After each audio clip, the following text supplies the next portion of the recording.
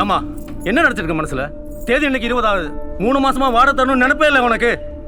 இல்லை சார், அடுத்த மாதம் சேர்த்து கொடுத்துட்றேன். என்னம்மா அடுத்த மாசம்? என்ன பார்த்தா இழிச்சவ மாதிரி தெரியுதா உனக்கு? வீட்டிலே உட்காந்துக்கிட்டு இருந்தா பணம் என்ன வானத்திலேருந்து கட்டுக்கட்டா கொட்டாவ போகுது? ஏன் வேலை வெட்டி எதுக்காக போகிறது? 2 நாள் தான் டைம் சொல்லிட்டேன்.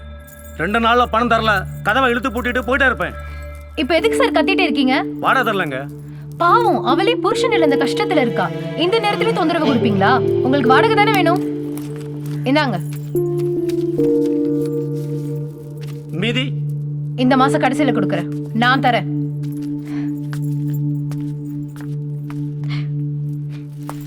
அவன் கிடக்குறான் பிச்சைக்கார பையன்.